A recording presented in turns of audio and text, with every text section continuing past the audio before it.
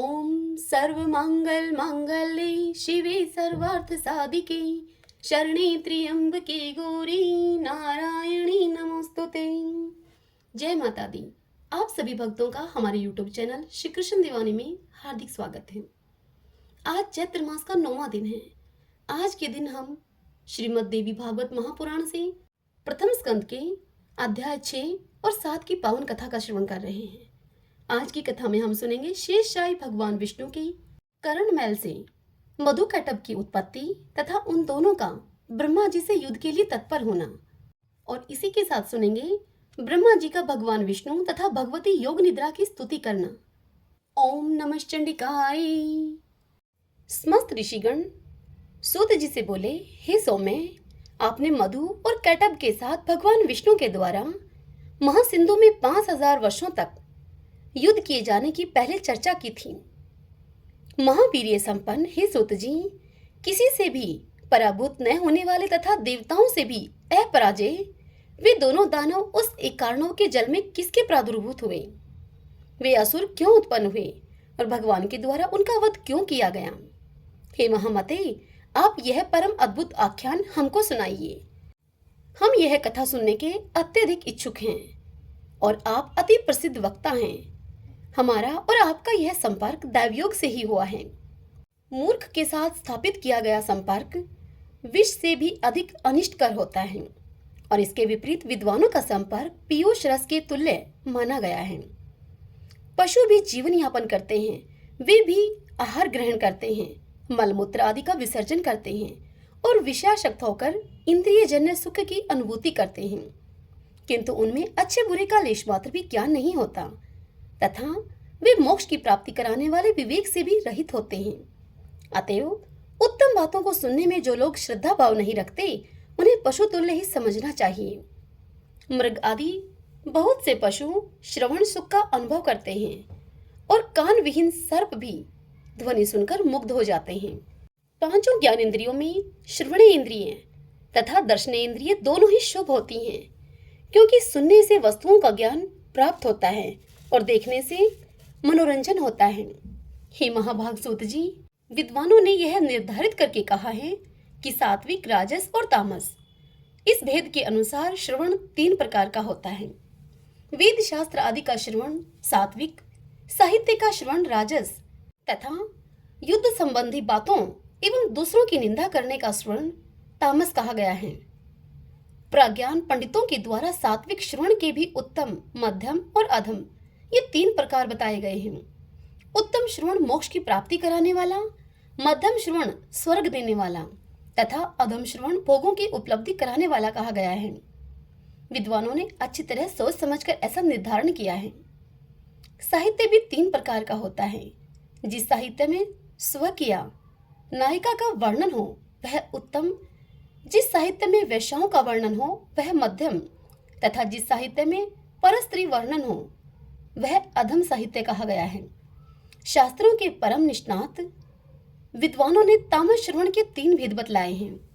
किसी पापाचारी के संहार से संबंधित युद्ध वर्णन का श्रवण उत्तम, कौरव पांडवों की तरह द्वेष के कारण शत्रुता में युद्ध वर्णन का श्रवण मध्य तथा अकारण विवाद एवं कलह से हुए युद्ध के वर्णन का श्रवण करना अधम कहा गया है।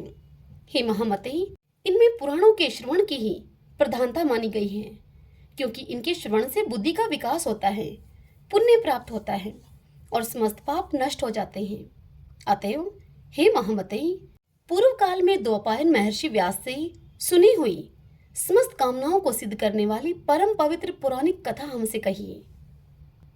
ऋषियों के द्वारा इतनी बात सुनकर सूत जी उनसे बोले, हे महाभाग, इस पृथ्वीलोक में आप लोग धन्य हैं और मैं भी धन्य हूँ, क्योंकि आप लोगों में कथा श्रवण के प्रति और मुझ में कथा वाचन के प्रति विवेक जागृत हुआ है। पूर्व काल में प्रलय अवस्था में जब तीनों लोग महाजल राशि में विलीन हो गए और देवादिदेव भगवान विष्णु शेषशैया पर सो गए, तब विष्णु के कानों की मैल से मधु कैटभ नामक 2 दानव उत्पन्न हुए और वे महाबली दैत्य उस महासागर में बढ़ने लगे। वे दोनों दैत्य क्रीड़ा करते हुए उसी सागर में इधर उधर भ्रमण करते रहे। एक बार क्रीड़ा प्रायण विशाल शरीर वाले उन दोनों भाइयों ने विचार किया कि बिना किसी कारण के कोई भी कार्य नहीं होता। यह एक सार्वत्रिक परंपरा है। बिना किसी आधार के आधे की सत्ता कदापि संभव नहीं है। अतः आधार आधे का भाव हमारे मन में बार बार आता रहता है।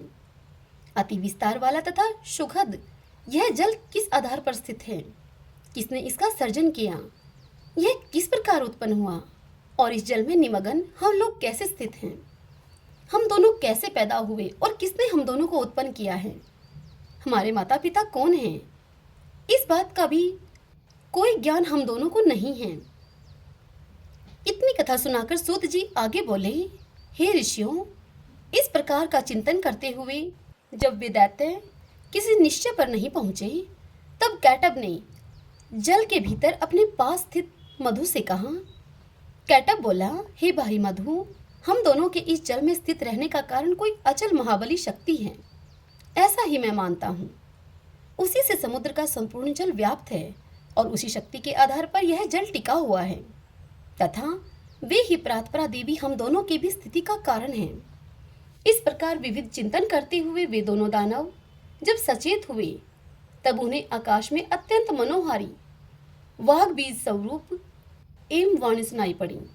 उस वाणी को सुनकर उन दोनों ने सम्यक रूप से हृदयंगम कर लिया और वे उसका दृढ़ अभ्यास करने लगे। तदंतर उन्हें आकाश में कौंधती हुई सुंदर विद्युत दिखलाई पड़ी।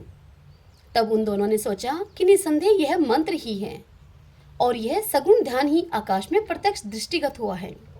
तदंतर वे दोनों दैत्य आहार का परित्याग करके इंद्रियों को आत्म नियंत्रित करके उसे विद्युत ज्योति में मन को केंद्रित किए हुए समाधिस्थ भाव से जप ध्यान करने में लीन हो गए। इस प्रकार उन दोनों ने 1000 वर्षों तक कठोर तपस्या की, जिससे कि वे परात्परा शक्ति उन दोनों पर अतिशय प्रसन्न हो गई। घोर तपस्या के लिए अपने निश्चय पर दृढ़ रहने वाले उन दोनों दानवों को अत्यंत परिश्रांत देखकर उन पर कृपा के निमित्त यह आकाशवाणी हुई। हे दैत्यों, तुम दोनों की कठोर तपस्या से मैं परम प्रसन्न हूँ। अतएव तुम दोनों अपना मनोवांछित वरदान मांगो, मैं उसे अवश्य दूंगी। सूत जी इस कथा को सुनाते हुए आगे बोले कि तदंतर उस आकाशवाणी को सुनकर उन दानवों ने कहा कि हे देवी, हमारी मृत्यु हमारी इच्छा के अनुसार हो। हे सुवर्ते, हमें आप यही वरदान दीजिए। तब उस आकाशवाणी ने कहा कि हे दैत्यों, मेरी कृपा से अब तुम दोनों अपनी इच्छा से ही मृत्यु को प्राप्त होगे। दानव और देवता कोई भी तुम दोनों भाइयों को पराजित नहीं कर सकेंगे, इसमें संदेह नहीं है। सूत जी कहते हैं, हे मुनियों, देवी भगवती से ऐसा वरदान प्राप्त करके वे दोनों दानव मदो उन्मत्त होकर उस महासागर में जलचर जीवों के साथ क्रीड़ा तत्पर हो गए। हे विप्रो, कुछ समय व्यतीत होने पर उन दानवों ने संयोगवश जगत सृष्टा ब्रह्मा जी को कमल के आसन पर बैठे हुए देखा। उन्हें देखकर युद्ध की लालसा से वे दोनों महाबली दैत्य प्रसन्न हो उठे और ब्रह्मा जी से भी बोले, हे सुवर्त, आप हम लोगों के साथ युद्ध कीजिए, अन्यथा यह पद्मासन छोड़कर आप अविलंब जहां जाना चाहें वहां चले जाइए।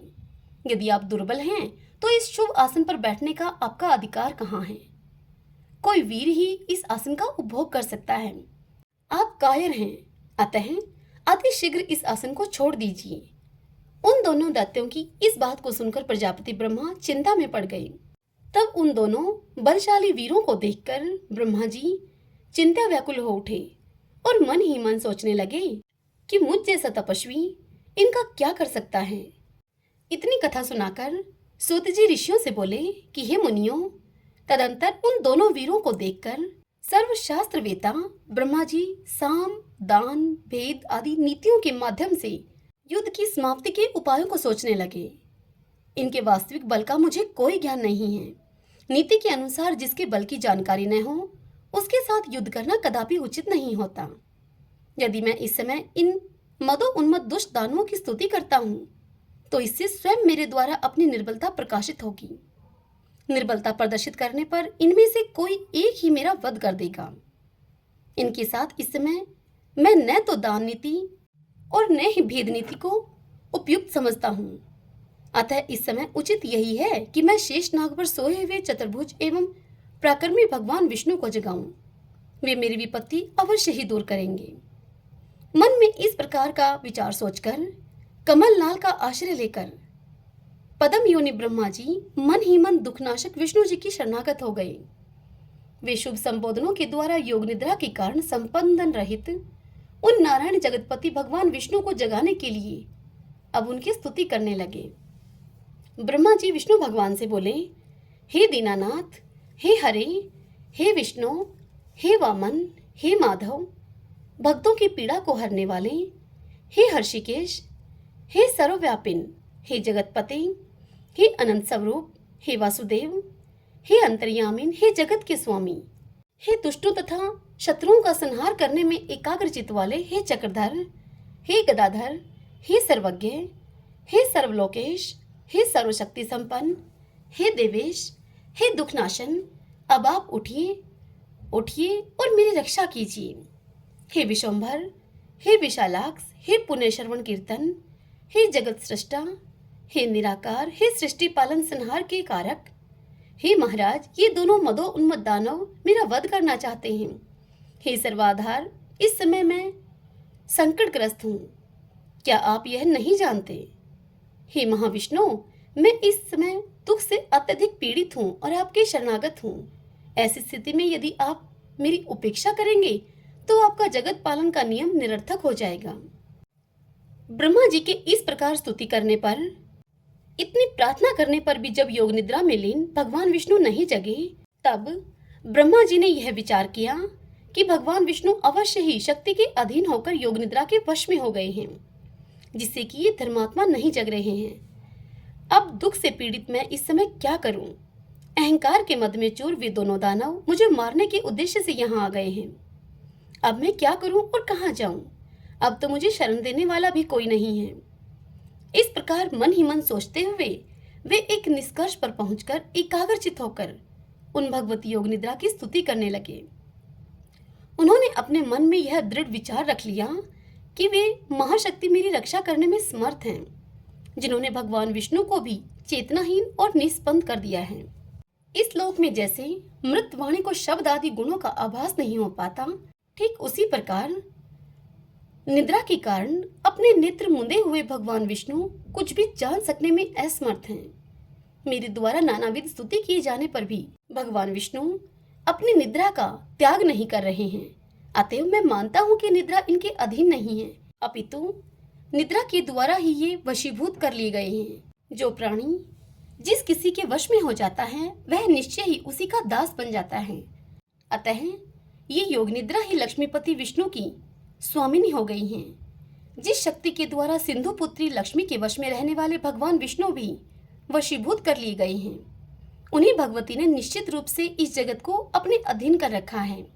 मैं ब्रह्मा, विष्णु, शंकर, सावित्री, लक्ष्मी एवं पार्वती, हम सभी उन्हीं के अधीन हैं, इसमें कुछ भी संशय नहीं है।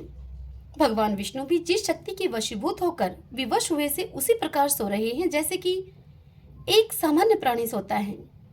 तब अन्य महापुरुषों के विषय में तो कहा ही क्या जाए। अतः अब मैं योग निद्रा का ही सत्वन करूंगा, जिनकी कृपा से निद्रा मुक्त होकर जनार्दन सनातन भगवान वासुदेव युद्ध के लिए उद्योग करेंगे। तदंतर ऐसा निश्चय करके कमलनाल पर विराजमान ब्रह्मा जी भगवान विष्णु के अंगों में व्याप्त उन योग निद्रा की स्तुति करने लगे। ब्रह्मा जी बोले, हे देवी, इस जगत का कारण आप ही हैं। वेद वाक्यों से मुझे ऐसा ज्ञात हुआ है। हे अम्ब, आपकी ही शक्ति से संपूर्ण विश्व को ज्ञान देने वाले पुरुषोत्तम भगवान विष्णु भी इस समय योग निद्रा के वश में हो गए हैं। हे माता, समग्र लोक को मोहित कर देने वाली आपकी लीलाओं को कौन जान सकता है। आपकी इस लीला से तो मैं मूढ़ हो गया हूँ और ये विष्णु परवश होकर सो रहे हैं। हे समस्त प्राणियों के मन में निवास करने वाली भगवती, करोड़ों देवताओं में भी ऐसा कौन विज्ञ है जो ऐसी आप निर्गुणा का रहस्य जान सके। सांख्य शास्त्र के विद्वान पुरुष और प्रकृति से जगत की उत्पत्ति मानते हैं। इनमें से वे अचेतन प्रकृति को ही जगत को उत्पन्न करने वाली बताते हैं। तो फिर क्या आप वैसे ही अचेतन हैं? किंतु यदि आप जड़ होती तो इन जगत आधार विष्णु को इस समय चेतना रहित कैसे कर देती। हे महामाई, आप सगुण रूप धारण करके नानाविध लीलाएं करती रहती हैं, अतः आपके रहस्यमय कार्यों का सम्यक ज्ञान करने में भला कौन समर्थ है। हे भवानी, मुनिगण संध्या नाम से आपके गुणों को परिकल्पित करके तीनों समय प्रातः, मध्याह्न और सायं निश्चित रूप से आपका ही ध्यान करते हैं। हे देवी, आप बुद्धि स्वरूपा होकर समस्त लोक को ज्ञान देती हैं और लक्ष्मी रूप से सदैव देवताओं को सुख प्रदान करती हैं। हे माता, संपूर्ण प्राणियों में कीर्ति, मति, धृति, कांति, श्रद्धा एवं रति रूप में आप ही विद्वान हैं। हे देवी, प्रगाढ़ निद्रा के वशीभूत विष्णु को देखकर विषम दुख की स्थिति को प्राप्त हुए मुझको यह प्रमाण मिल गया है कि आप ही निसंदेह संपूर्ण जगत की जननी हैं। इस विषय में अब करोड़ों तर्क और वितर्क की कोई आवश्यकता नहीं है। हे देवी, आप वेद शास्त्रों के पारदर्शी विद्वानों की समझ से भी परे हैं और वेद भी आपको पूर्ण रूप से नहीं जानते, क्योंकि उन वेदों की उत्पत्ति का भी कारण आप ही हैं। आपका यह संपूर्ण रहस्यमय क्रियाकलाप सबको प्रत्यक्ष दिखाई देता है। इस संसार में कौन ऐसा बुद्धिमान प्राणी है जो आपके संपूर्ण चरित्र को जानने में समर्थ है। स्वयं मैं ब्रह्मा, विष्णु, शंकर, देवगण, अन्य मुनिवृंद तथा मेरे तत्वज्ञ पुत्र लोग भी उसे नहीं जान सके हैं। संपूर्ण लोक में आपकी महिमा का वर्णन कोई नहीं कर सकता है। हे देवी, यदि यज्ञों में वैदिक विद्वान हवन कार्य के समय आपके स्वाहा नाम का उच्चारण न करें तो देवगण अपना यज्ञभाग नहीं प्राप्त कर सकते। अतएव आप भी देवताओं का भी भरण पोषण करती हैं।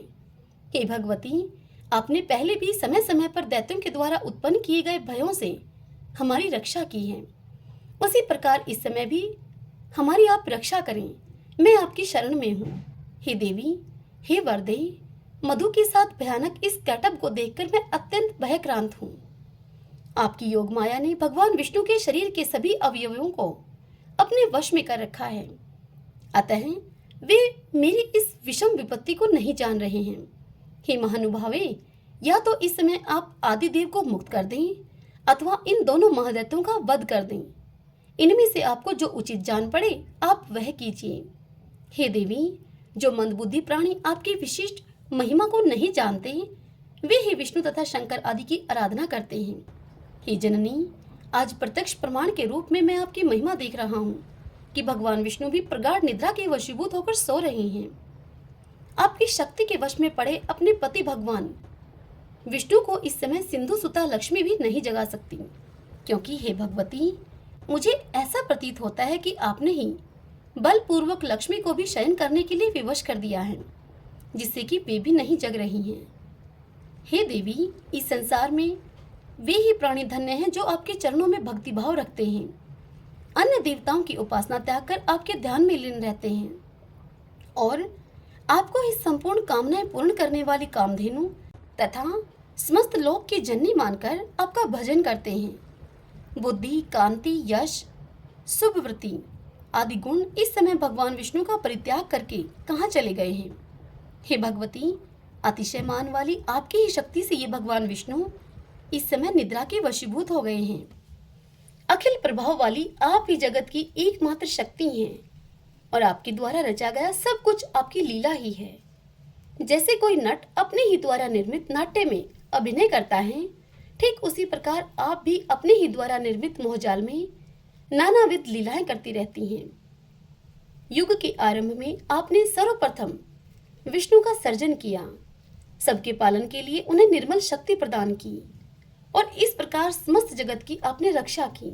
उन्हीं भगवान विष्णु को निद्रा अभिभूत करके आपने इस समय सुला दिया है। हे अम्ब, आपको जो उचित जान पड़ता है आप निश्चित रूप से वही किया करती हैं। हे भगवती, यदि आप मेरी सृष्टि करके मुझे नष्ट कर देने की इच्छा नहीं रखती तो आप ना यह मौन त्याग कर मेरे ऊपर आप दया कीजिए। हे भवानी, आपने काल रूप इन दोनों दानवों को किस लिए उत्पन्न किया है? कहीं आपने मेरे उपहास के लिए तो ऐसा नहीं किया है। हे भवानी, अब मुझे आपके अद्भुत चरित्र का ज्ञान हो गया है। समस्त जगत की रचना करके आप उसी में स्वेच्छा से विहार करती हैं और पुनः उसे अपने में जैसे सम्माहित कर लेती हैं, उसी प्रकार मुझे नष्ट कर देना चाहती हैं। तो इसमें कोई विचित्र बात नहीं है। हे माता, यदि आप यही चाहती हैं तो मेरा वध कर दीजिए। हे जगदम्बे, मुझे मरण जनित दुख की लेश मात्र भी चिंता नहीं है। हाँ, आपको यह महान कलंक अवश्य लगेगा कि आपने जिसे सर्वप्रथम सृष्टिकर्ता बनाया उसे दैत्यों ने मार डाला। हे देवी, अब आप उठिए और अपना अद्भुत रूप धारण कीजिए। हे बाल लीलाकारिणी, आप अपनी इच्छा अनुरूप चाहे मुझे मार दें अथवा इन दोनों दैत्यों को मार दें, या तो भगवान विष्णु को जगा दें जिससे वे इन दोनों का वध कर दें। यह सारा काम करने में आप ही समर्थ हैं। इतनी कथा सुनाकर सूत जी बोले, हे मुनियों, ब्रह्मा जी के द्वारा इस प्रकार स्तुति किए जाने पर विष्णु के शरीर से निकलकर तामसी देवी उनके समीप खड़ी हो गई। तदंतर अतुलित तेज वाले विष्णु के समस्त अंगों को छोड़कर योग निद्रा उन दोनों का संहार करने के लिए बाहर निकल आई। योग माया के प्रभाव से मुक्त हुए वे जनार्दन जब चेतना युक्त शरीर वाले हुए तब उन विष्णु को देखकर ब्रह्मा जी को परम प्रसन्नता हुई। ओम नमः चंडिकाय। भगतजनों, आज की यह कथा यहीं समाप्त हुई। इससे आगे की कथा कल हम अगले वीडियो में सुनेंगे। कल की कथा में हम सुनेंगे भगवान विष्णु योगमाया के अधीन क्यों हो गए। ऋषियों के इस प्रश्न के उत्तर में सूत जी के द्वारा उन्हें आदिशक्ति भगवती की महिमा सुनाना। कल हम इस पावन कथा का रसपान करेंगे। आज की यह कथा आपको कैसी लगी, इस वीडियो को लाइक करके और कमेंट बॉक्स में जय माता दी लिख के मुझे अवश्य बताइए।